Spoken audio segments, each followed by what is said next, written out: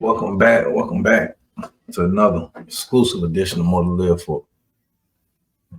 The voice of the North. Appreciate all my new subscribers, all my old subscribers still watching, still tuning in to everything that I got going on.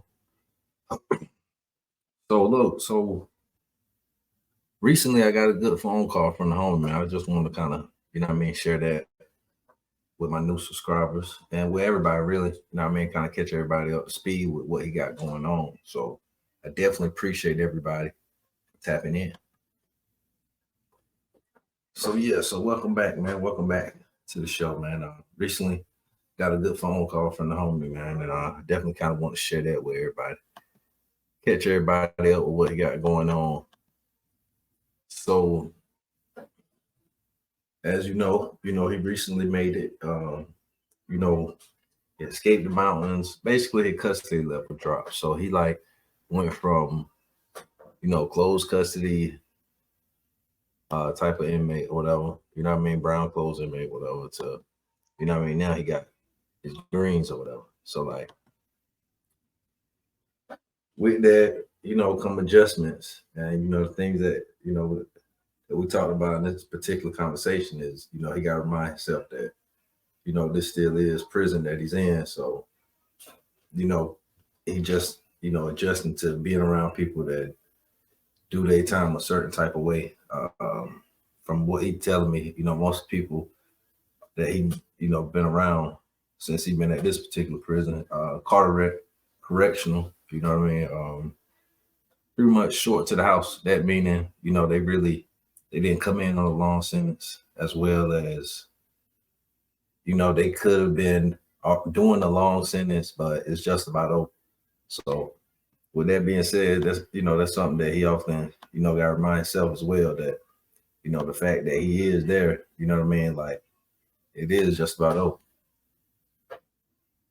So, and that's that's something that I often tell him all the time. Got to remind himself that it is about over. Throughout the journey. Ups and downs. Things that he's seen or whatever. So like, what he doing now, in particular, like he trying to get himself ready.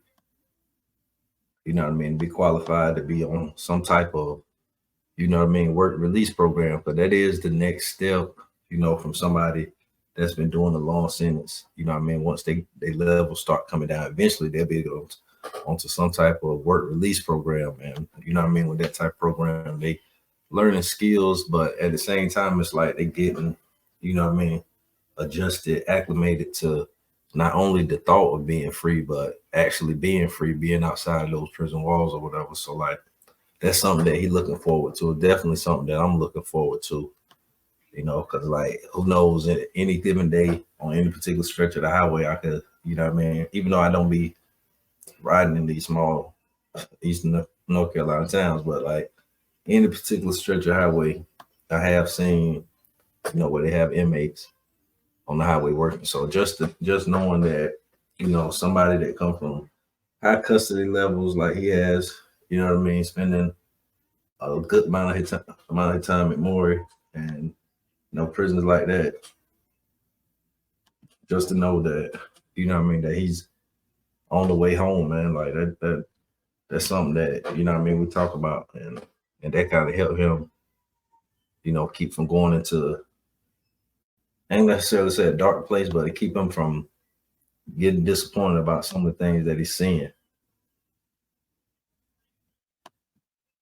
Not, well, I ain't gonna necessarily say sin, but just some of the things that, well, I guess you can say sin. Some of the things that's just going on around him when he really focus on, get hurry up and get back. He's trying to make it home, you know what I mean? But he's seeing people, like I said, certain people that he around, they used to doing their time a certain way, or this their first bid, or however you want to process it. But he definitely in in a good place. I can't stress that fact enough. Somebody doing got sentenced doing 25 years back in 2009, and this 16 years later, he ain't been nothing but solid.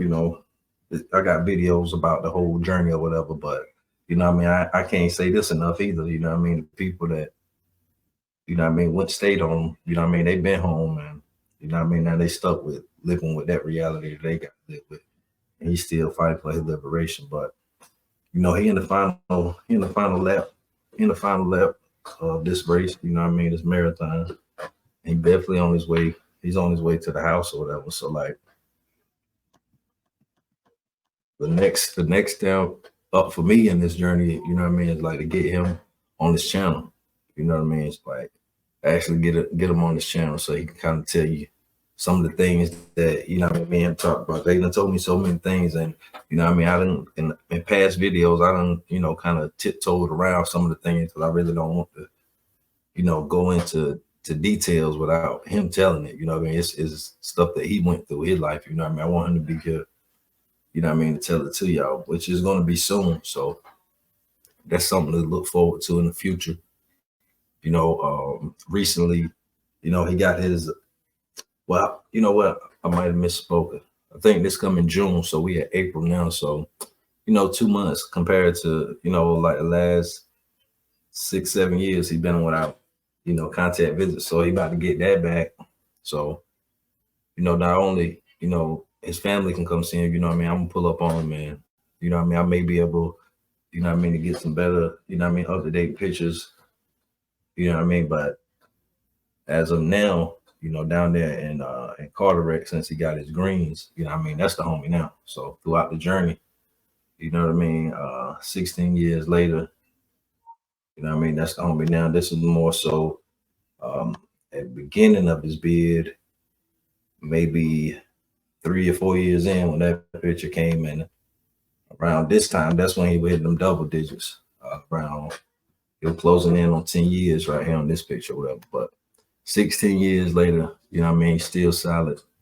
Um, and he's still, you know, he to this point now that, you know, all that violence and all that shit, stuff like that is just it's played out. He trying to get home. You know what I mean? That's what's important now. So everybody new to the channel, man, feel free to tap in. You know what I mean? If you want to get in contact with his homie, I got his DOC number down to the bottom, so you can feel free to look that up. You know what I mean? In North Carolina Department of Correction, whatever. You know what I mean? So you can get a better feel of you know what I mean type of things that he been through. So when he gets home, you know what I mean.